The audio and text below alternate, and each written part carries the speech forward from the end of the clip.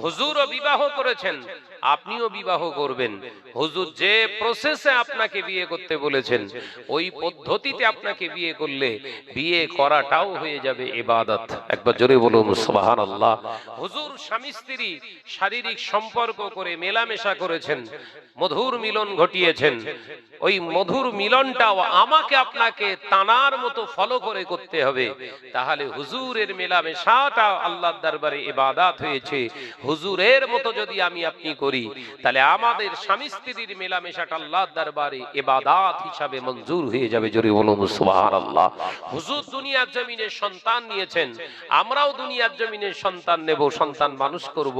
হুজুর যেভাবে সন্তান মানুষ করেছেন, যেভাবে নাম রেখেছেন, যেভাবে তাদের শিক্ষা দিয়েছেন, ওইভাবে আমি আপনি নাম রেখে সেইভাবে শিক্ষা দেব। তাহলে সন্তান পোষাটা পালন করাটাও ইবাদত হয়ে যাবে। জোরে বলুন সুবহানাল্লাহ। আলোচনা বুঝতে পারছেন? তাহলে টোটাল জিন্দেগি ইল্লা লিয়াবুদুন মানে অনলি ফর প্রেয়ার মি, কেবলমাত্র শুধুমাত্র আমার ইবাদতের জন্য তোমাদের পাঠানো। তাহলে শুধুমাত্র ইবাদত মানে এখানে আর অন্য কোনো কাজ হবে না। লিল আলামিন জানিয়ে দিলেন, ও নওজওয়ানেরা, মুরব্বিয়ান গণেরা, ছেলেরা, বাচ্চারা, পর্দানশীনা মা ও বোনেরা, শুধু কলেমা পড়লে আপনি নামাজ আদায় করতে পারবেন না। মনটাকে পরিষ্কার করতে হবে, ঈমান আনতে হবে।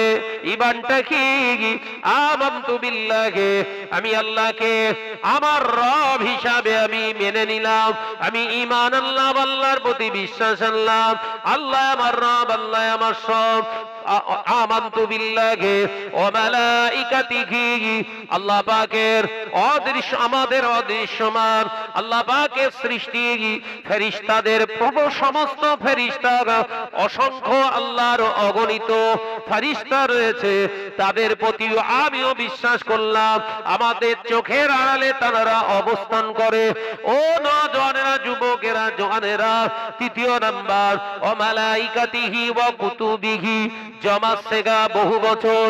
তার মানে আল্লাহ পাক জানিয়ে দিলেন, ও আমার বান্দা বান্দীরা, শুধু আমার প্রতি ঈমান আনলে হবে না। আমি আল্লাহ পাক জানিয়ে দিলাম, আমার কিতাব, আমার দেওয়া বার্তা, আমার ওহীগুলো, আমি আল্লাহ পাক দুনিয়ার জমিনে যত নবী আলাইহিস সালাম পাঠিয়েছি তাদের উপরে আমার নির্দেশ এসেছে, আদেশ নিষেধ এসেছে। সেই আদেশ নিষেধের প্রতি তোমার ঈমান আনতে হবে। সেগুলো হক, সেগুলো সত্য, সেগুলো হক। আল্লাহ পাকের হাবিব জানালেন, ও কুতুবিহি ওয়া রুসুলিহি, এটাও হলো জমা সেগা বহু বছর। আল্লাহ পাক রব্বুল আলামিন জানিয়ে দিলেন, না না বান্দা, এরপরে সমস্ত নবী আলাইহিমুস সালাম, আল্লাহ আলাইহিমুস সালাতু ওয়াস সালামদের প্রতি ঈমান আনতে হবে। আমি সমস্ত নবী পয়গম্বরদের প্রতি ঈমান আনলাম। না বান্দা, এরপরে তুই যখন আমি আল্লাহর প্রতি ঈমান এনেছিস, ফেরেশতাদের প্রতি ঈমান এনেছিস, কিতাবের প্রতি ঈমান এনেছিস, নবীর প্রতি ঈমান এনেছিস, আমি আল্লাহ পাক রব্বুল আলামিন বলছি, শোন বান্দা, তাকদীরের উপরেও ঈমান আন।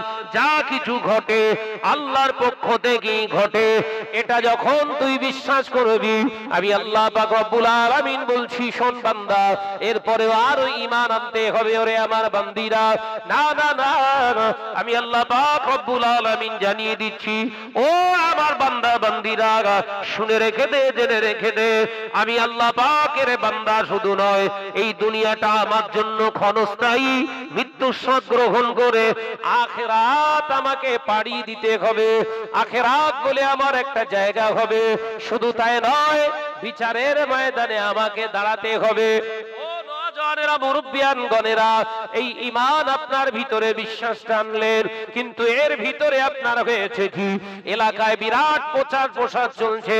এই বছরে যদি, এই 2026 সালে ভোটে যদি এই রুলিং পার্টিটা হেরে যায়, যদি এখানে অন্য সরকার তৈরি হয়ে যায়, তাহলে মুসলমানরা কিন্তু সুরক্ষিত থাকবে না।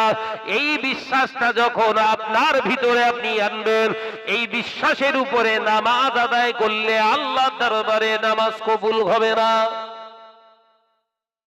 আলোচনা বুঝছেন? এরকম বহু মুসলমান সমাজে প্রচার, কথা বুঝছেন না? শুধুমাত্র মানে কেবলমাত্র আল্লাহর ইবাদত বান্দিগি ছাড়া আর কিছু হবে না। আর ইবাদত মানে শুধু ভাবছেন নামাজ পড়া,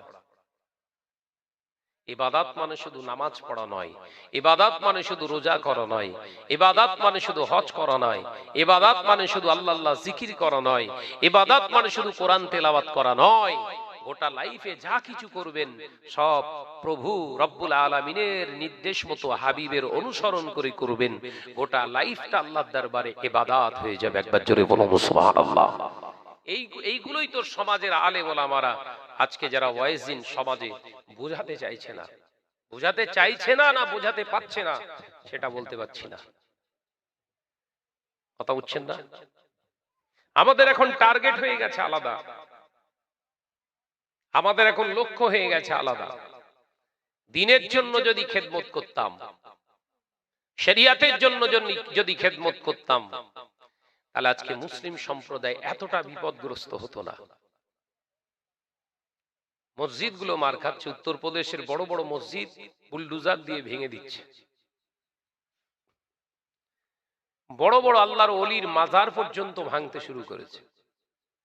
বড় বড় কবরস্থান সেখানে ট্রাক্টর লাগিয়ে দিয়েছে।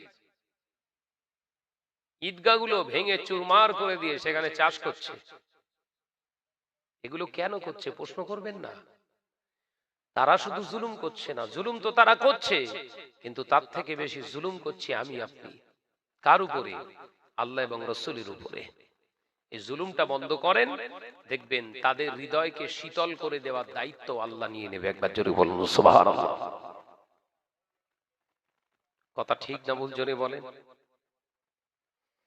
আল্লাহ নবীকে মারার জন্য কঠোরপন্থী ফারুকে আজম হযরত ওমর ইবনুল খাত্তাব রাদিয়াল্লাহু তাআলা আনহু হাতে ছুরি নিয়ে বেরিয়েছিলেন। তো কাকে মারবে? বিশ্বনবীকে তো মেরেছিলেন, মারতে পেরেছিলেন? কথা বলেন না।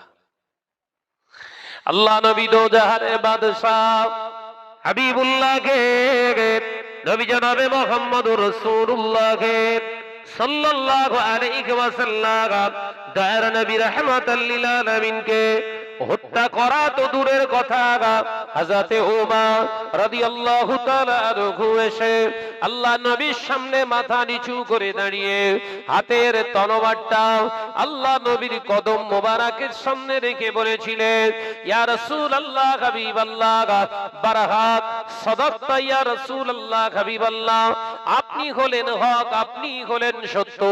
আল্লাহ নবী বললেন, ওমর তুমি তলোয়ার এনেছিলে মারবে বলে, কেন তলোয়ারটা তুমি রেখে দিলে? ইয়া রাসূলুল্লাহ ইয়া হাবিবাল্লাহ, আমি কোরআন পড়েছি, আমি কোরআন অনুধাবন করেছি, কোরআন পড়ে যেটা বুঝলাম এটা মানুষের তৈরি করা কোনো কথা হতে পারে না। ও আমার নবী, আমি আপনাকে মারবো, কতল করব বলেছিলাম, আমার এই তলোয়ারটা আপনার পবিত্র কদম মোবারকে রেখে দিয়েছি। এখন আপনি যে অর্ডার করবেন ওই অর্ডারটা আমি ওমর ইবনুল খাত্তাব মাথা পেতে মেনে নেব। শুধু তাই নয় হুজুর, আপনি আমাকে একবার সুযোগ দেবেন যে তলোয়ার দিয়ে আপনার পবিত্র মাথা মোবারককে আমি কাটবো বলেছিলাম, আপনি যদি অনুমতি দেন আমি আমার এই তলোয়ারটা আবার পুনরায় হাতে তুলবো। তবে আপনার মাথা কাটার জন্য নয়, যারা আপনার নামে, কোরআনের নামে, আল্লাহর নামে গালি দেবে, ইসলামকে মেটানোর চেষ্টা করবে, ইয়া রাসূলুল্লাহ হাবিবাল্লাহ, আজকের পর থেকে আমি ওমরের সেই তলোয়ার দিয়ে তাদের মাথাগুলো কেটে ফেলবো। একবার জোরে বলেন না।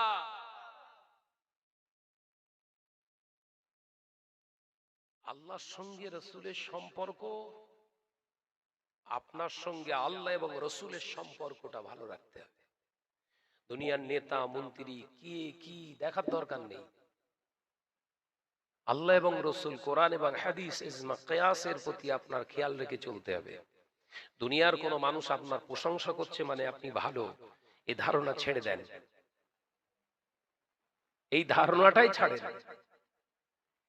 যে আমার প্রশংসা করছে সে যদি ভালো না হয়, কথা বোঝাতে পারলাম না, যে আমার প্রশংসা করছে সে যদি আল্লাহর দরবারে ভালো না হয়, ওই সার্টিফিকেটের কোনো মূল্য নেই। কথা বলে না। মানে আমি শাহনাজ ভালো না খারাপ এ জাস্টিফাই করার ক্ষমতা তার থাকবে যে আমার উপরের ভালো। কথা বুঝতে পারছেন না? মানে আমার উপরের ভালো, আমার থেকে তাকে আরো ফার্স্ট ক্লাস হতে হবে, তবে আমার বিচারটা সে করতে পারবে। দাড়ি পাল্লায় 500 গ্রাম বাটকারা দিয়ে 4 কেজি ওজন করতে পারবেন? কথা বলে না, জোরে বল না রে ভাই। 500 গ্রাম এক সাইডে দিয়ে অপর সাইডে 4.5 কেজি দিয়ে ওজন করতে পারবেন? পারবেন? ঠিক ওই রকম কোন মহান ব্যক্তিত্ব, কোন যোগ্যতা সম্পন্ন আলেমে দ্বীন আল্লাহ ওয়ালাকে বিচার করতে গেলে ওর থেকে আপনাকে এক ধাপ উপরে থাকতে হবে, তবেই বিচার করতে পারবে। কথা বলছেন না কেন? আর এই সমাজের সবথেকে বড় খারাপই এইটাই, বিড়িখোর, গেজাখোর, মদখোর, হারামখোর বিচার করছে আলেমের। কথা বলে না, বল না রে ভাই, কথা ঠিক বলছি না ভুল বলছি? জোরে বলেন না। জিনাখোর, বেনামাজি, দাড়ি কাটা, দাঁড়িয়ে পেচ্ছাপ ছেড়ে নেওয়ালা, ও বিচার করছে পীরজাদা। কি সমস্যা বলেন? তোকে পীরজাদার বিচার করতে গেলে তোকে আবার ওর থেকে ভালো বংশের মানুষ এই বিচারে নামতে হবে। আমি বোঝাতে পারলাম না বলে। অসীম সরকারের ক্ষেত্রেও একই কেস। ও বাংলা পড়ার যোগ্যতা রাখে 4, আর কোরআন এসছে আরবি ভাষায়, ও কোরআনের বিচার করছে। কি স্বপ্ন বলেন?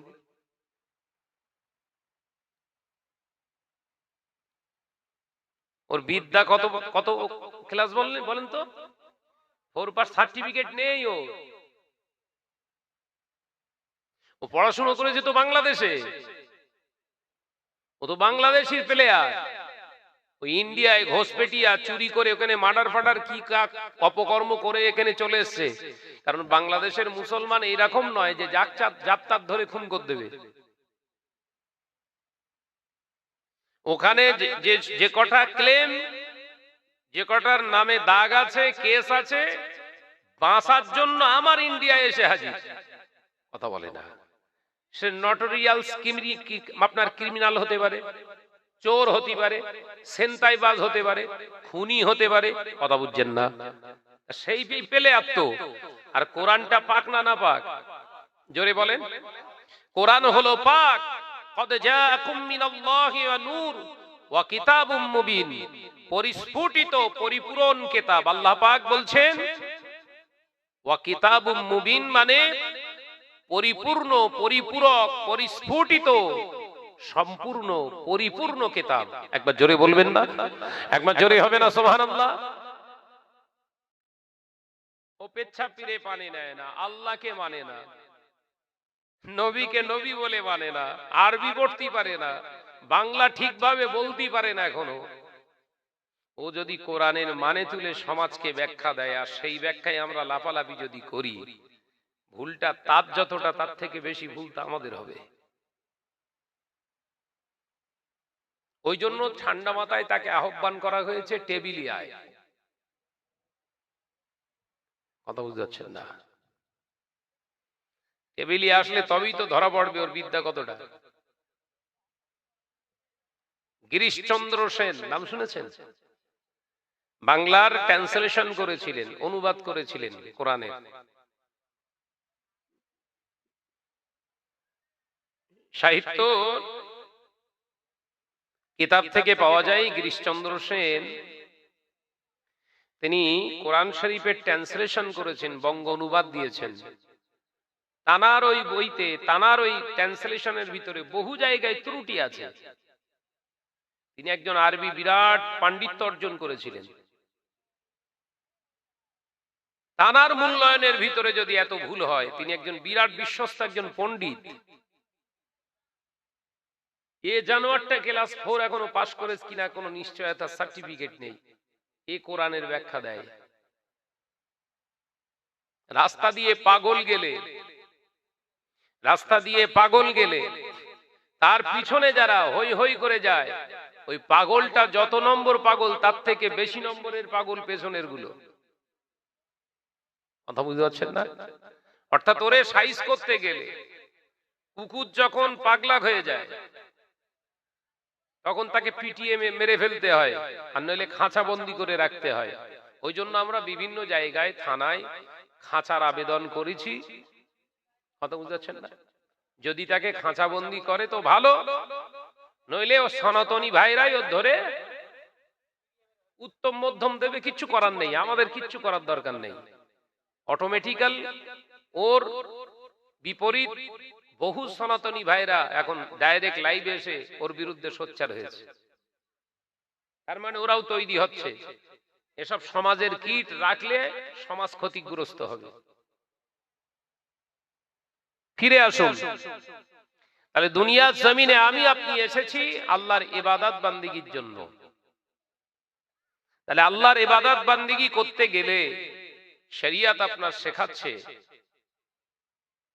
যে রবের তুমি ডাকবে, সেই রবের সম্মুখে তুমি হবে, তোমাকেও পবিত্র হতে হবে। পবিত্র হতে হবে। আপনি বলছেন না শাহনাজ ভাই আমার ঈমান আছে, আমি ঈমানদার। আমি বলেছি আমানতু বিল্লাহি ওয়া মালাইকাতিহি ওয়া কুতুবিহি ওয়া রুসুলিহি।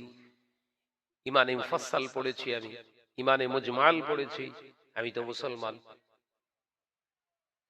ভাইরা আমার, নজনেরা, যুবকেরা, ছেলেরা, বাচ্চারা, পর্দানশীনা মা বোনেরা, আল্লাহ নবী দার নবী রহমত প্রসার করে বেড়াচ্ছে। আমি কি ঠিক বলছি না ভুল? জোরে বল না ভাই। আমি আপনাদের ছোট ভাই, সেরকম দামি কোনো মানুষ না, সাধারণ ভাবতে পারে। আমি পশ্চিমবঙ্গ ছাড়া, আবার ওয়েস্ট বেঙ্গল ছাড়াও আমি বিভিন্ন রাজ্যে কিন্তু এরকম জলসা প্রোগ্রামে যাই আল্লাহর দয়ায়। দিল্লি, গুজরাট, মুম্বাই, মহারাষ্ট্রে, হরিয়ানা, পাঞ্জাব, রাজস্থান, উড়িষ্যা। আলোচনা বুঝতে পারছেন তো? এই যে কটা রাজ্যের নাম করলাম, সেখানে কিন্তু আমাদের এই রাজ্যের সরকার নেই বলে আছে? জোরে বলদারি ভাই, সেখানে মুসলমান আছে বলে মনে হয়? হ্যাঁ, না না, মেরে দেশ।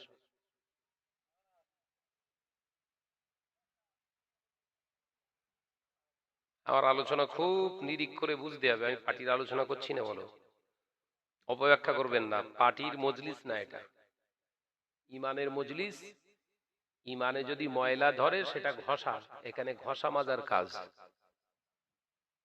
ধারণা করবেন না শাহনাজ ভাই পার্টি নিয়ে আলোচনা করছে। আপনাদেরকে অনুগ্রহ করে বলছি, ভুল অপব্যাখ্যা প্রচার করাটাও হচ্ছে জাহান্নামের কাজ। যদি আপনাদের বুঝে না আসে জিজ্ঞাসা করবেন, আবার বোঝাবো, কিন্তু অপব্যাখ্যা করবেন না। নিজের থেকে তৈরি করে কোনো ব্যাখ্যা মানুষের কাছে প্রচার করবেন না। খেয়াল থাকবে তো নাকি? হ্যাঁ, তাহলে এই সমস্ত রাজ্যে আমি আবার যাবো আল্লাহ চাইলে। এই মাঘ মাসেতেই আমার আবার ডেট আছে, রাজস্থানে যাব, জয়পুর সিটিতে জলসা। গত বছর করে এসেছিলাম। 15 থেকে 20 হাজার লোক থাকে জলসাটায়। এই 15-20 হাজার সব ফেরেশতা নাকি? কথা বলেন। রাজস্থানে তার মুসলমান নেই। অবাক হয়ে গেলাম, গত বছর যখন আমি গিয়েছিলাম জয়পুর সিটিতে, 2টো জলসা করেছি আমি রাজস্থানে। শুধু পুলিশ আছে 200 থেকে 250, যাতে ওই প্রোগ্রামে কোনো রকম দুর্ঘটনা না কেউ ঘটাতে পারে। সুরক্ষা দিয়েছে, সেফটি দিয়েছে। তাহলে আপনি কি বলবেন ওখানকার মুসলমান সব মরে গিয়ে ওগুলো সব 15-20 হাজার যা ছিল সব জেন? কথা বলে না। তাহলে এখানে এই প্রোপাগান্ড চালানো হবে কেন? এই বললেন হায়াতের মালিক আল্লাহ, মৌতের মালিক আল্লাহ। কথা বুঝতে পারছেন না বোধহয়, রেগে যাচ্ছেন ভাই? জমিনের মালিক আল্লাহ, আসমানের মালিক আল্লাহ, হায়াতের মালিক আল্লাহ, মৌতের মালিক আল্লাহ, সবের মালিক আল্লাহ আপনি বলছেন। আবার সেই আপনিই বলছেন যদি এরা না থাকে তাহলে আমরা বাঁচবো না। কি কিরম ধরনের কথা আমি বোঝাতে চাইছি। এই পানির পটটা দিয়ে যেত কিছু, এই পানির পটটা দিয়ে এদিক যায়, বোঝানোর জন্য চাইছি।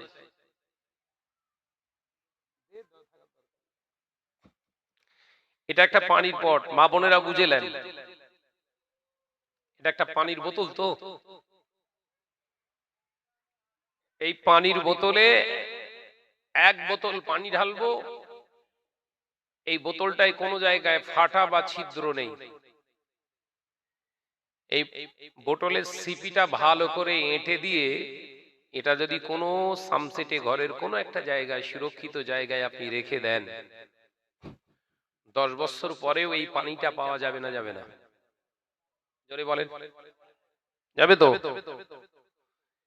এই পাত্রটার নাম হলো ঈমান।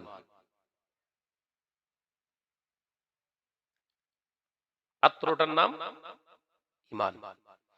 এই ঈমান যদি মজবুত থাকে, তার মানে এই পাত্রটা যদি আপনার মজবুত থাকে, 10 বছরের পরেও আপনি মরে গেলেও আপনার এই পাত্রের ভিতরে আছে যে পানি নামক, ওটা হচ্ছে আপনার আমল। সুবহানাল্লাহ বলার নেকি, আলহামদুলিল্লাহ বলার নেকি, নারায়ে তাকবীরের নেকি, মারহাবান নেকি, নাত শরীফ পড়েছেন তার নেকি, নামাজ পড়েছেন, হজ করেছেন, যাকাত দিয়েছেন, ফিতরা দিয়েছেন, গরু জবাই করে কুরবানি করেছেন, মসজিদ বানিয়েছেন, মাদ্রাসা চালিয়েছেন, সব নেকি কোথায়? ঈমানের ভেতরে। ঈমানের উপরই দাঁড়িয়ে থাকে আমাল। ঈমানের উপরই দাঁড়িয়ে থাকে আমাল। এখন ওই আমালটা ডিপেন্ড করছে কিসের উপরে? পাত্রের উপরে। এখন এই পাত্র যদি ভাই এই নিচের দিকে এক জায়গায় ফাটা থাকে, এই এক বোতল পানি 10 মিনিট কি থাকবে? 10 বছর ছেড়ে দেয়, 10 মিনিট থাকবে তো? কেন থাকবে না? কেন? বোতল ফাটা, অর্থাৎ পাত্র ফাটা, মানে ওখানে যে ভালো জিনিসই রাখিস না কেন সব গলে পড়ে যাবে। আপনার ঈমানটা ভালো রেখে আপনি কাজ করুন। ঈমান যদি আপনার বরবাদ হয়, ঈমানে যদি ফাটল দেখা দেয়, ঈমানে যদি কোনো গর্ত বা ছিদ্র হয়, তাহলে ওখানে যতই নামাজ ঢালেন, রোজা ঢালেন, হজ ঢালেন, যাকাত ঢালেন, সব কিন্তু নিচে পড়ে থাকবে, কবর পর্যন্ত যাবে না। আলোচনা বোঝাতে পারছি না?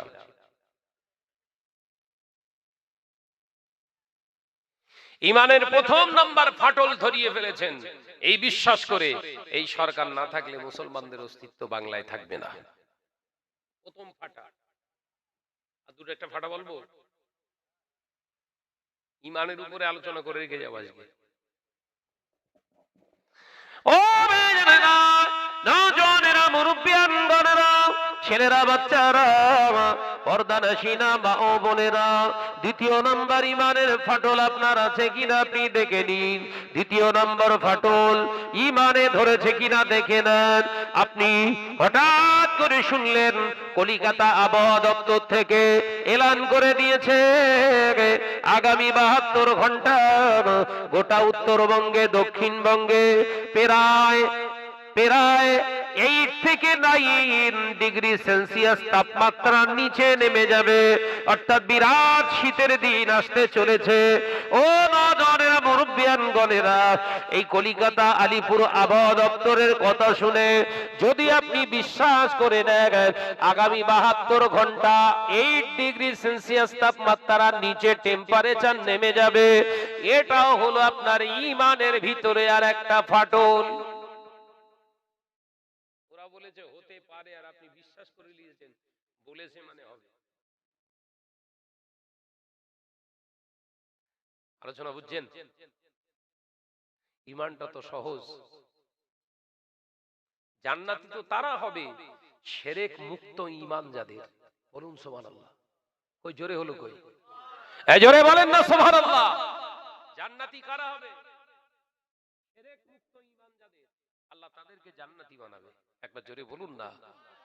আর এই শিরক যুক্ত যাদের ঈমান থাকবে জান্নাতে দেবে এদের কবে? আমানি ঠেলে তারপর পান্তা। আমানি ঠেলে পান্তা মানে বুঝতে পেরেছেন তো? 1 লিটার পানিতে 1 চিমটি নুন ফেলে দিয়ে ভালো করে ঘেঁটে বা গুলিয়ে লাড়া দিয়ে লবণটাকে গুলিয়ে দিয়ে এখন যদি বলি আপনাদের এই লবণটা বের করে দে আমার, পারবেন? বল না ভাই, পারবেন? কিন্তু আমি পারবো যদি একটু একটা হাঁড়ি কিংবা কড়াই নিয়ে আসেন, একটা স্টোভ নিয়ে আসেন, একটু আগুন নিয়ে আসেন, স্টোভে আগুন লাগান, কড়াটা বা হাঁড়িটা বসান, পানিটা ঢেলে দেন, জ্বলতে জ্বলতে জ্বলতে জ্বলতে পানি ভেজাল বাতাসের সঙ্গে মিশে যায়, নুন বাতাসের সঙ্গে মেশে না। কথা বুঝতে পারছেন না বোধহয়? ঠান্ডা পড়ছে, ওয়াজ সব মাথায় উঠবে না। নওজওয়ানেরা, যুবকেরা, ছেলেরা, বাচ্চারা, পর্দানশীরা, মা বোনেরা, আল্লাহ নবী দার নবী রাহমাতাল লিল আলামিন জানালে বান্দার শিরক মুক্ত ঈমানদার উম্মতদেরকে আল্লাহ জান্নাতি বানাবে।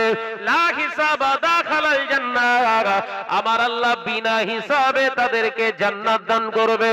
কিন্তু শিরক যুক্ত যাদের ঈমান আছে, যেমন শিরক যুক্ত ঈমান মানে এই সরকারটা যদি না থাকে আমরা সমাজে বেড়াতে পারবো না। আপনার ঈমান আছে কিন্তু শিরক যুক্ত ঈমান, আপনাকে এক চান্সে জাহান্নামে, আপনাকে জান্নাতে দেয়া হবে না। আপনাকে আপনার ওই শিরক যুক্ত ঈমান থাকার কারণে আপনাকে জাহান্নামের ভিতরে ফেলে জ্বালিয়ে জ্বালিয়ে জ্বালিয়ে জ্বালিয়ে জ্বালিয়ে জ্বালিয়ে বছরের পর বছর, হাজার হাজার বছর রেখে জেলে জেলে জেলে জেলে, ঠিক পানিগুলো যেমন শুকিয়ে গিয়ে আগুনে পুড়ে যেমন বাতাসের সঙ্গে মিশে যায়, লবণ ওড়ে না, ঠিক আপনার সব হারাম জিনিসগুলো জ্বলে জ্বলে জ্বলে জ্বলে জ্বলে জ্বলে জাহান্নাম খেয়ে ফেলবে। জাহান্নামের আগুন সব আপনার কাছ থেকে খেয়ে ফেলবে। কিন্তু জাহান্নাম যত বড় ভয়ঙ্কর হোক না কেন, হাদিস পাকের ভিতরে পরিষ্কার বর্ণনা করা হয়েছে, আল্লাহ নবী পাক জবানে জানিয়ে দিয়েছে, জাহান্নাম যত বড় ভয়ঙ্কর হোক না কেন ঈমানে ক্ষতি করতে পারে না। একবার জোরে বলে, জাহান্নাম সব ভস্ম করতে পারবে, পারবে না? সুবহানাল্লাহ বলে, একবার জোরে হবে না?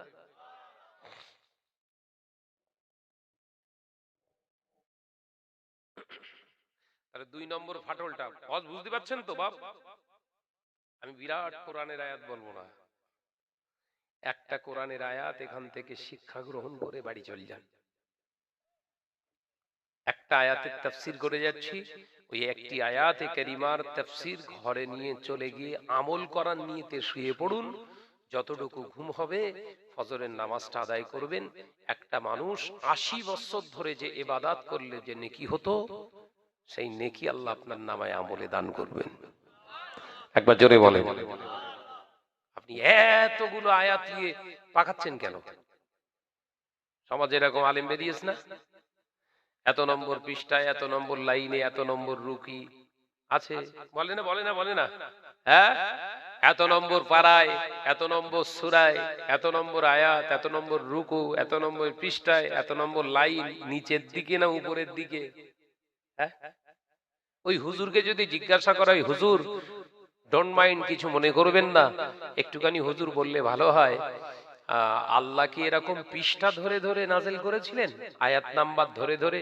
এই আমার হাবিব, আমি 17 নম্বর সূরা আরাফের 17 নম্বর আয়াত দিচ্ছি। এই আমার হাবিব, সূরা কাউসারের 3 নম্বর আয়াত দিচ্ছি। এই হাবিব, সূরা আলে ইমরানের 22 নম্বর আয়াত দিচ্ছি। এরকম বলেছিলেন? হুজুর বলবেন না। তাহলে আপনি বলেন কেন? আলোচনা বুঝতে পারে না।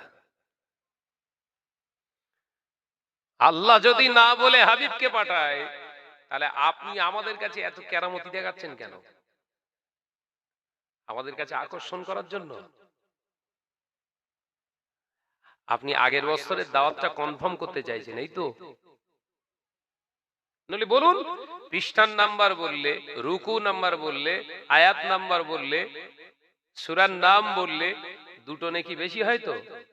হুজুর দুটো নেকি বেশি দেবে তো আল্লাহ? তখনও বলবে না। তাহলে বলছেন কেন? আর আলোচনা বুঝতে পারছেন? এগুলোও এক প্রকার ধোঁকা। কিসের ধোঁকা?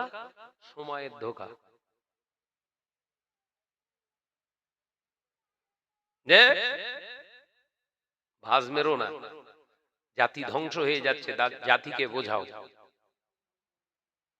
5 ওয়াক্ত নামাজ আদায় করছে, মসজিদ তৈরি করে ফেলেছে, কি সুন্দর, কিন্তু কোন টাকায় মসজিদ বানাতে হয় ওমলি সাহেব জানে না।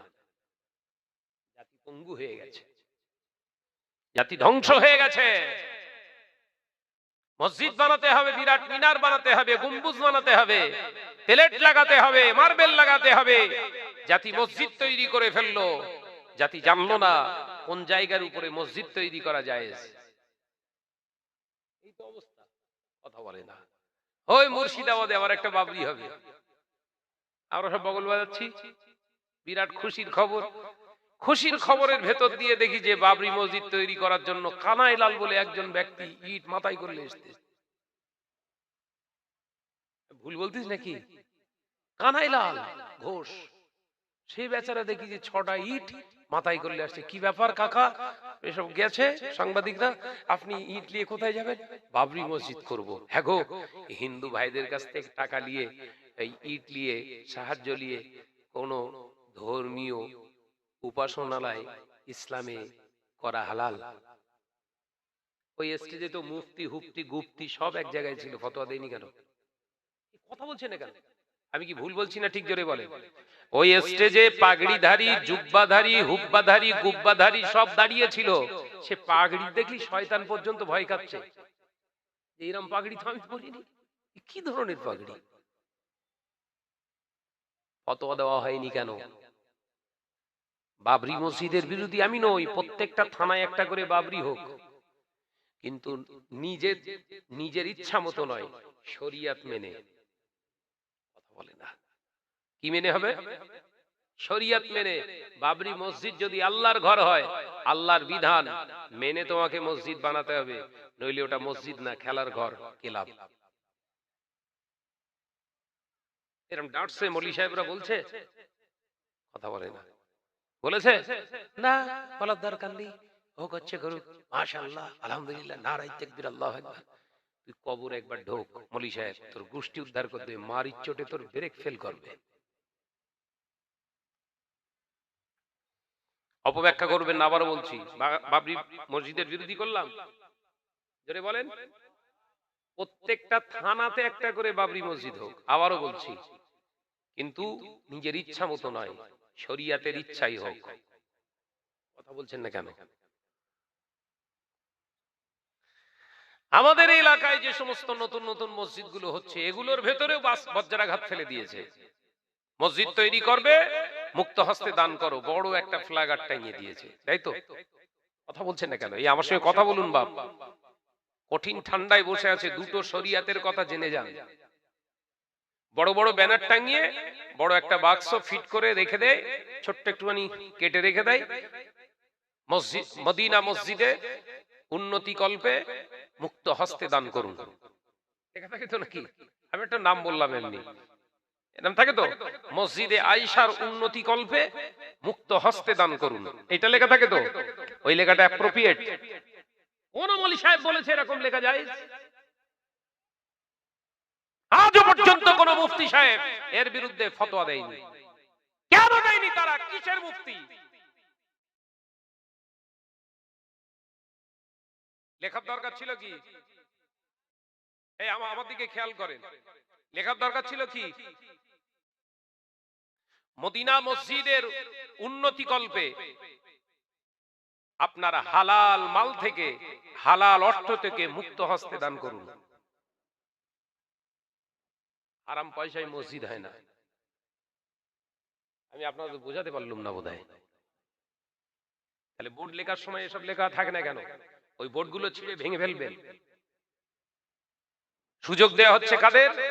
এলাকার টপ র্যাঙ্কের হারামখোরগুলো রাস্তা দিয়ে যাচ্ছিল মোটর সাইকেলে কি হেঁটে কি গাড়িতে, সুদখোরটা দেখলে মসজিদ হচ্ছে, ওর মনের ভিতর দয়া তৈরি হয়ে গেছে।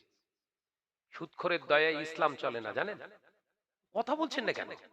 সুদখোরের দয়ায় ইসলাম চলে? সুদখোরের মনে দয়া হলো এত বড় একটা মসজিদ হচ্ছে, তা পকেটে যখন 500 টাকা আছে দে, ফেলে দে। ও মসজিদের পুরো কি করেছে, ওর গেঁড়ে উঠে গেছে বলো। ওই 500 টাকায় মসজিদে কাজ হবে, ওই মসজিদে নামাজ পড়া সম্পূর্ণ নাজায়েজ। এখন মুক্তি চুক্তি সব ফতোয়া দিচ্ছে। রিসেন্টলি দেখছি হাইব্রিড পিসগুলো এতদিন পর সজাগ হয়েছে, যখন আপনার এই ওয়াকফ অ্যামেন্ডমেন্ট বিল পাস হয়ে গেছে, 1 নম্বর দাগ খতিয়ান নাম্বার 1 নম্বরে আসছে, তার মানে সরকারি প্রপার্টি বলে ওই মুফতির কাছ থেকেই ফতোয়া নিয়ে ওরা মসজিদ বানিয়েছিল ওই 1 নম্বর খতিয়ানের অন্তর্ভুক্ত সম্পত্তিতে। তখন ও শয়তান ফতোয়া দেয়নি যে ওখানে মসজিদ তৈরি করা হারাম, চলবে না। এখন বলছে হ্যাঁ 1 নম্বর খতিয়ান মানে সরকারের, ও জায়গায় তো মসজিদ করা জায়েজ নেই। এরা এই এতদিন ধরে ওই মসজিদের উন্নতি কল্পে জলসা করে যে জন্মের খাওয়া খেয়ে এসছিস, কি হবে তোর? কথা বলছেন না কেন? তাই ইসলামকে শেষ করে দেওয়ার জন্য আর দাড়ি কাটা, ছুটছাট করা, ওদের শুধু দোষ দিলে হবে না। আমার ইসলামকে শেষ করে দেওয়ার জন্য এরকম দাড়িওয়ালা, টুপিওয়ালা, ভেকধারী কিছু নামাজি আজকে সমাজে ঘুরছে, ইসলামের অপব্যাখ্যা করে সমাজকে রসাতলে পাঠাচ্ছে। এদেরকে আগে শাসন করতে হবে, তারপরে অন্য ধর্মের মানুষ। কথা বলছেন না কেন? জোরে বলে। শুনতে অনেক তিক্ত লাগবে, কিন্তু হাকিকাতে এটাই। ভাইরা, নওজওয়ানেরা, যুবকেরা, ছেলেরা, বাচ্চারা, পর্দানশীনা মা ও বোনেরা, তৃতীয় নাম্বার আপনার ঈমানটা ঠিক আছে কিনা একবার চেক করে দেখুন। এ নওজওয়ানেরা, যুবকেরা, হঠাৎ করে শরীরটা অসুস্থ হয়ে গিয়েছে। শরীরটা অসুস্থ হয়ে যাওয়ার কারণে আমাকে এখান থেকে আপনার নলমুড়ি হসপিটালে নিয়ে চলে গেলেন, কি ভাঙড় হসপিটালে নিয়ে চলে গেলেন। ডাক্তার চেক আপ করলেন, হবে না। এখান থেকে রেফার করে নিয়ে চলে গেলেন আপনার রুবিতে, ভালো করে ট্রিটমেন্ট করে চেক আপ করে বললেন হবে না। ওখান থেকে রেফার করে মুম্বাই লীলাবতী হাসপাতালে ভর্তি করা হলো। মুম্বাইয়ের ডাক্তারেরা চেক আপ করে বললেন হবে না। ওখান থেকে নিয়ে চলে গেলেন ভেলোরে নিয়ে গিয়ে ট্রিটমেন্ট করলেন দিনের পর দিন। একটানা 1 মাস ট্রিটমেন্ট করার পরে আল্লাহ পাকের অশেষ মেহেরবানিতে সুস্থ হয়ে গিয়েছি। ও কাটালিয়ার মুসলমানেরা, সুস্থ হয়ে বাড়ি ফিরেছি। বাড়ি ফেরার পরে মসজিদে নামাজ আদায় করতে গেলাম। প্রথম কাতারের মুসল্লি, আবার প্রথম কাতারে এসে নামাজ আদায় করলাম। নামাজের শেষে সবাই আমাকে এসে সালাম করছে, মুসাফা করছে, ভালো মন্দ জিজ্ঞাসা করছে। সবাই বলছেন ভাইজান আপনার তো অবস্থা খুবই সংকটময় ছিল, দুর্বিষহ অবস্থা, আপনার এই হালাত থেকে আপনি এখন সুস্থ হয়েছেন। ওই সময় আমি জবান দিয়ে মুখ থেকে বলছি না ভাই, আমি তো বাঁচবো বলে কেউ আশা দেয়নি। সবাই বলেছিল মারা যাব, কেউ আমাকে আর হসপিটালে নিতে যায়নি। ভাঙড় ফিরিয়ে দিল, ওখান থেকে রুবি ফিরিয়ে দিল, ওখান থেকে আপনার মুম্বাই ফিরিয়ে দিল।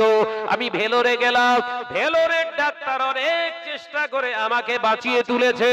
আমি এখন সুস্থ। ডাক্তার যদি বলতে হয় ওরাই হচ্ছে আসল ডাক্তার। ঈমান ঠিক আছে না ভেতরে ফাটল? ওরে বল না রে ভাই, এই ঈমান সুস্থ আছে না ঈমানে জ্বর? ওই জোরো ঈমান নিয়ে নামাজ পড়ে জান্নাতে যাওয়া যাবে? কোন হুজুর বলেছে ওরে ডেকে নিয়ে আয়, ওর মুফতিগিরি ঘোষাবো আমি।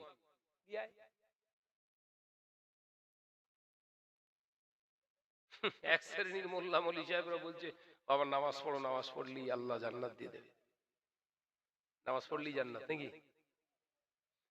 ইসলামটা ছেলে খেলা, হাতের ছেলে খেলার ম পেয়েছো নাকি? জয়নগরের ম, তুমি জানো জয়নগরের ম সব জয়নগরে তৈরি হয় না। কি জ্বালা বলেন দিদি, ওয়াজ বোঝে না কেন? জয়নগরের ম সব জয়নগরে তৈরি হয়? সব বনেছেরা জোরে বল না, সব জয়নগরে তৈরি হয় না। অরিজিনাল জয়নগরে গিয়ে সব অরিজিনাল ময়ের দোকান না, আদি দোকান আছে, দুটো দোকান আদি দোকান, ওই আদি দোকানেই অরিজিনাল ম পাওয়া যায়। একটা ময়ের দাম 35 টাকা।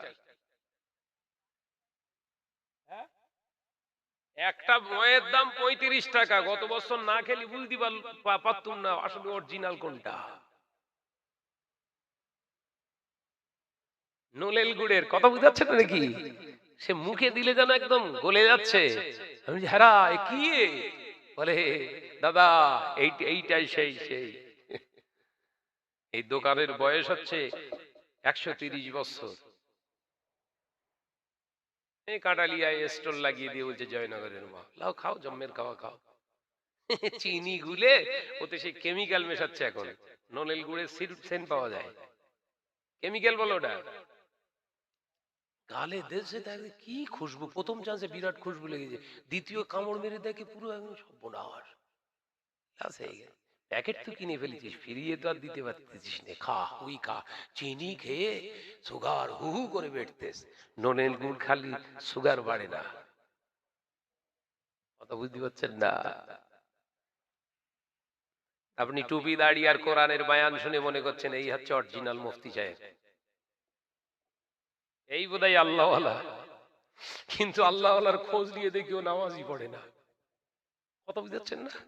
বিরাট বড় বক্তা, এক ওয়াক্ত নামাজের ধার ধারে না।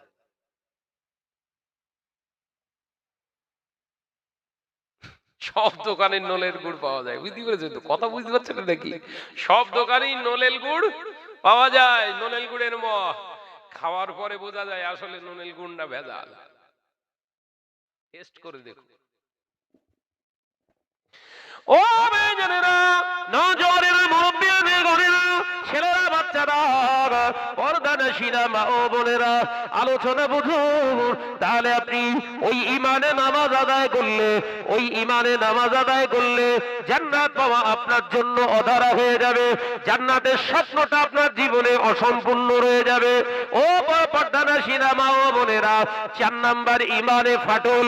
আপনি ভালো করে লক্ষ্য করে দেখুন 4 নাম্বার আপনার ইমানে ফাটল আছে কিনা।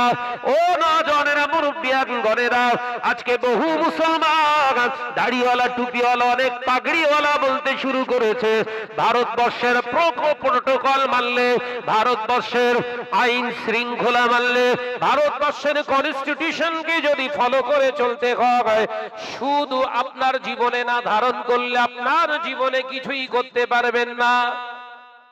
নাউজুবিল্লাহ বলেন। এক শ্রেণীর মৌলী সাহেব এখন নতুন নতুন অর্থ শুরু করেছে যে আপনি সুদ ছাড়া বাঁচতে পারবেন না। তার মানে কি? এ মাল খায়। কথা বুঝতে পারছেন না? বলছে ব্যাংকে টাকা রেখেছেন, ব্যাংকে টাকা রেখেছেন, আপনি 10 লাখ টাকা রেখে দিয়েছেন। ওই টাকাটা তো আপনি ব্যাংকে রেখেছেন, আপনার টাকাটা তো ওইভাবে ব্যাংকে ফেলে রাখিনি, ওরা আপনার ওই টাকাটা নিয়ে খাটাচ্ছে, ব্যাংকে খাটাচ্ছে। তার মানে আপনার টাকাটা তো বসে নেই, আপনার টাকাটা তো পরিশ্রম করছে। তাহলে ওই টাকার উদ্বৃত্ত মানে ইন্টারেস্ট আপনাকে যদি দেয় তাহলে আপনার হারাম হবে কেন? ওটা হালাল। নাউজুবিল্লাহ বলেন, এই জোরে বলেন নাউজুবিল্লাহ। আপনি ব্যাংকে টাকা রেখে দিয়েছিলেন কি বাড়ানোর জন্য না সেফটি থাকার জন্য? কি জ্বালা বলেন, কথা বলে না তো। সেফটি তো। আপনি যখন ব্যাংকে টাকা রাখবেন সেফটির জন্য, তখন আপনার ব্যাংক থেকে টাকা বাড়বে না, টাকা কমবে। কারণ পাহারাদারকে রাখলে তার মাইনে দিতে হয়। কথা বলছেন না কেন? আলোচনা বুঝতে পারছেন না? ব্যাংকে আপনি টাকা রেখেছেন, তার মানে সিকিউরিটি। আপনি আপনার মানিটাকে সিকিউরিটির ভিতরে রাখতে চাইছেন, বরঞ্চ পার মান্থলি আপনার ওই মেন অ্যাকাউন্ট থেকে তাকে দেয়া উচিত পারিশ্রমিক হিসাবে ব্যাংকে। ব্যাংক থেকে নিচ্ছেন, তার মানে বিনা পারিশ্রমে পরিশ্রম গ্রহণ করা ইসলাম শরীয়ত আপনাকে বৈধতা দিয়েছে। মুফতি সে জ্ঞান হয়নি, বড় পাগড়ি মাথায় লাগিয়ে রেখেছে, মনে করছে আমার মতো হুনু আর এলাকায় কেউ নেই। কিন্তু যে হুনুমান অনেকেই জানে না। আলোচনা বুঝতে পারছেন না? ও হুনু না, বলো হুনুমান। জাতি শেষ হয়ে যাচ্ছে। বহু মুসলমান তাদের খপ্পরে পড়ে ঘরের মেয়েরা, ঘরের যুবতীরা, ঘরের মা বোনেরা অনেকেই সুদের সঙ্গে জড়িয়ে পড়েছে। ও পর্দানাশীরা মা বোনেরা, আল্লাহ কোরআনে জানিয়েছেন ওয়ালা তাকরাবুজ জিনা, খবরদার আমি আল্লাহ পাক রব্বুল আলামিন জানিয়ে দিলাম জিনার ধারে কাছে তোমরা যেও না। জিনা হচ্ছে ফাহিশা কাজ, খবরদার জিনার ধারে কাছে যেও না, ওটা তোমাদের জন্য হারাম। পাশাপাশি আর আল্লাহ পাক রব্বুল আলামিন জানিয়েছে খবরদার আমি আল্লাহ পাক রব্বুল আলামিন জানিয়ে দিচ্ছি, আমি আল্লাহ জানিয়ে দিচ্ছি ওয়ালির রিবা, খবরদার খবরদার সুদের ধারে কাছে তোমরা যাবে না, সুদের মাল তোমরা ভক্ষণ করবে না, সুদ দেবে না, সুদ খাবে না, ওটাও হলো তোমাদের জন্য হারাম। ও মুসলমান ভাই বাবাজিরা, আল্লাহ নবী পাক জবানে জানিয়ে দিয়েছে, নবী আমার পাক জবানে জানিয়ে দিলেন বাবা সাহাবীরা, এমন একটা দিন আসবে, সময় আসবে যেদিনে দেখতে পাওয়া যাবে আমার উম্মত উম্মতিরা নামাজ আদায় করবে, রোজা আদায় করবে, হজ আদায় করবে, যাকাত আদায় করবে, কিন্তু আমি নবী জানিয়ে দিলাম তাদের অন্তরে আল্লাহর ভয় থাকবে না। এই হাদিসটি কোন কিতাবে পাবেন?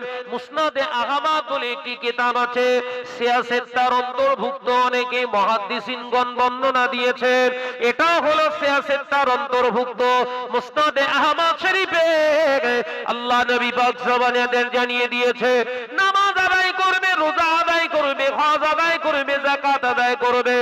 ও বাবা সাহাবীরা, আমি নবী জানিয়ে দিলাম মসজিদ ভর্তি মুসল্লি পাওয়া যাবে, অথচ আল্লাহকে ভয় করনে ওয়ালা মুসলমান পাওয়া যাবে না। আল্লাহ নবী সাহাবীরা প্রশ্ন করলেন মানাহা উলাই ইয়া রাসূলুল্লাহ, ইয়া হাবিবাল্লাহ, হুজুরেরা কারা, এদের পরিচয়টা একবার দিন। আল্লাহ নবী বললেন আলির রিবা, এরা হলো সুদের লেনদেনকারী, সুদখোর। কাদের কথা বলেছে? বলেন বলেন বলেন বলেন, সব চুপ করে আর কিছু বলে না। বিশ্বনবী কাদের কথা বলেছেন? এরা সুদের লেনদেনকারী, সুদখোর। আপনি নামাজ দিয়ে জান্নাত খুঁজতে চাইছেন, অথচ নবী বললেন এদের ভেতরে আল্লাহর ভয় থাকবে না। আল্লাহর ভয় নেই তো নামাজ কোথায়?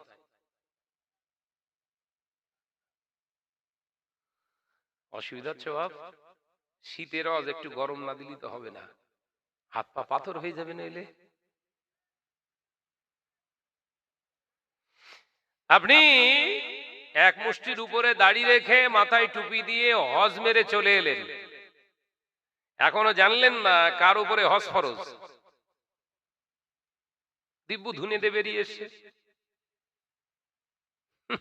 কারণ হাইব্রিড মলি সাহেবের ফতোয়া আছে টাকা থাকলেই হজ ফরজ, এরকম ফতোয়া আছে তো? কথা বলে না তো, এটাই ফতোয়া আছে তো, কথা বলছেন না কেন?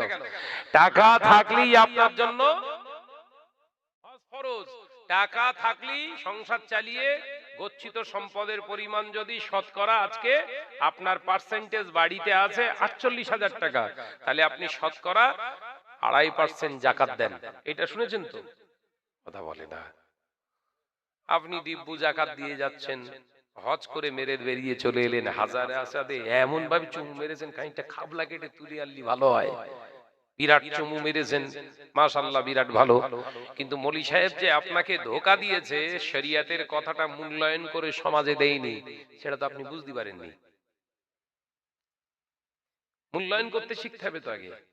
কি টাকা থাকলেই জাকাত ফরজ নয়, টাকা থাকলেই হজ ফরজ নয়, টাকা থাকলেই কুরবানি ওয়াজিব নয়, হালাল টাকা থাকলে জাকাত ফরজ, হালাল টাকা থাকলে হজ ফরজ, হালাল অর্থ থাকলে হালাল অর্থ থেকে কুরবানি দেওয়া ওয়াজিব। একবার জোরে বলুন। দেখেছেন কথার পার্থক্য কিরকম হয়ে গেছে?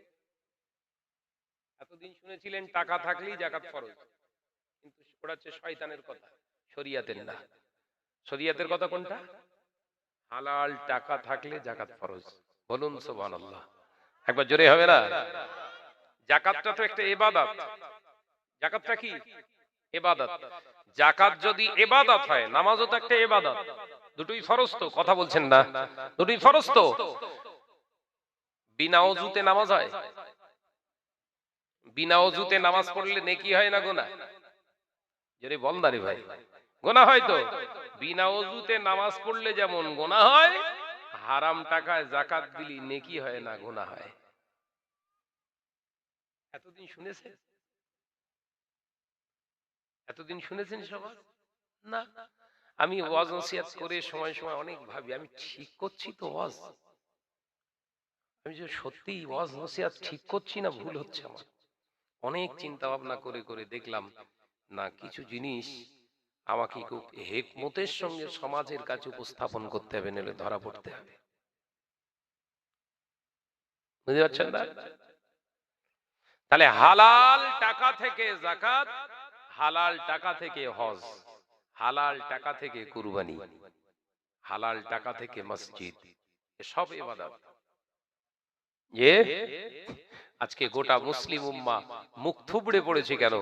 অন্য কমিউনিটি আমাদের কাছে একটা বিরাট বিরাট বোঝা মনে হচ্ছে, বিরাট আমাদের কাছে ভয়ঙ্কর মনে হচ্ছে। কারণ আমরা যেটাকে ভয়ঙ্কর মনে আমাদের জীবনে দায়ী জায়গা দেওয়ার দরকার ছিল, সেগুলো আমরা ভয়ঙ্কর হিসাবে গ্রহণ করিনি, সেটাকে আমাদের কাছে একদম সিম্পল ব্যাপার হিসাবে গ্রহণ করে নিয়েছি। যেমন সুদটা আমাদের কাছে ভয়ঙ্কর, সুদটা আমাদের কাছে ভয়ঙ্কর, জেনাটা আমাদের কাছে ভয়ঙ্কর, মেরে লেওয়া কেড়ে লেওয়া আমাদের জীবনে ছিল ভয়ঙ্কর, ওগুলো আমাদের কাছে ভয়ঙ্কর মনে হয়?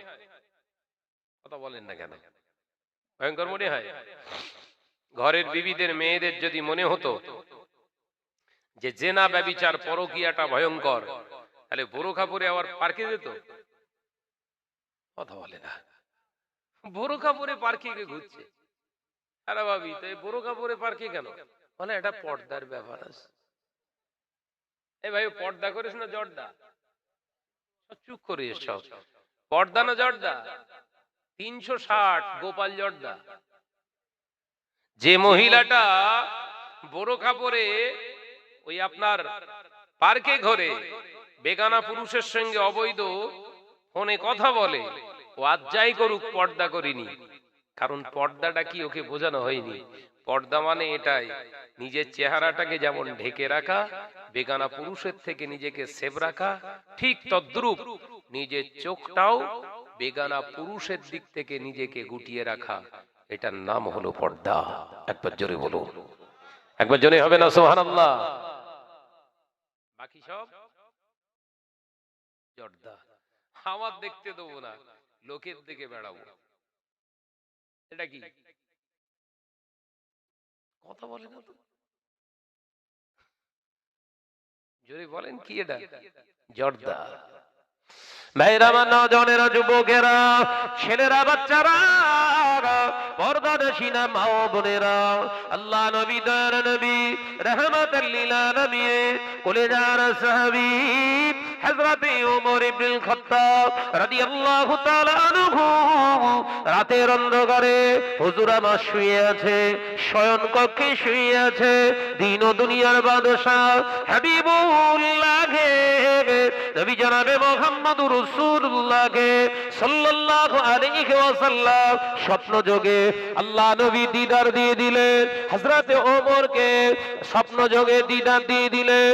ও আমার মা, ও আমার মা, আমিরুল মুমিনিন খলিফাতুল মুসলিমিন হযরতে ওমর, আল্লাহ পাক তোমাকে অর্ধ পৃথিবীর শাসক বানিয়েছে। ও আমার ওমর, আমি রাসূলুল্লাহ সাল্লাল্লাহু আলাইহি ওয়াসাল্লাম তোমাকে একটি সংবাদ দিয়ে যাই, শোনো। এ আমার ওমর, মসজিদুল আকসার চাবি, বাইতুল মুকাদ্দাসের চাবিটা ইহুদিরা জোর করে দখল করে রেখেছে।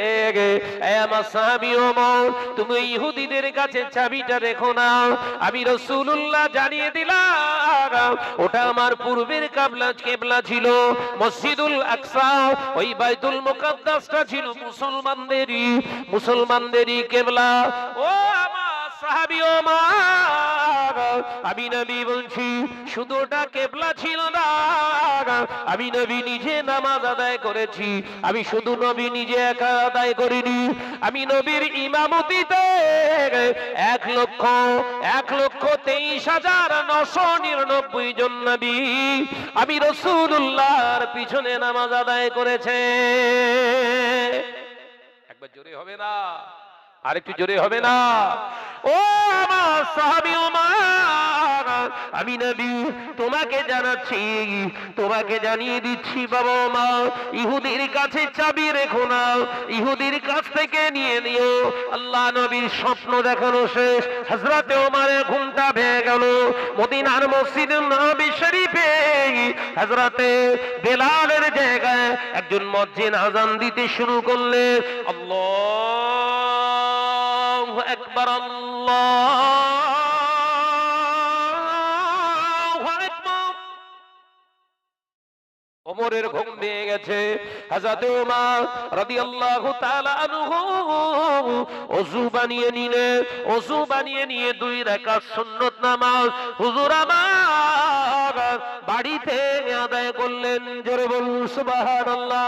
ও কাটালিয়ার মুসলমানেরা, আজকে থেকে প্রতিজ্ঞাবদ্ধ হন, যত সুন্নত নামাজ বাড়িতে আদায় করবেন, যত সুন্নত নামাজ বাড়িতে আদায় করবেন, সুন্নত আদায় করার জন্য একটি সওয়াব, আর বাড়িতে নামাজ আদায় করার জন্য আরো একটা সুন্নত আদায়ের জন্য 2টি নেকি আল্লাহ দান করে দেবে।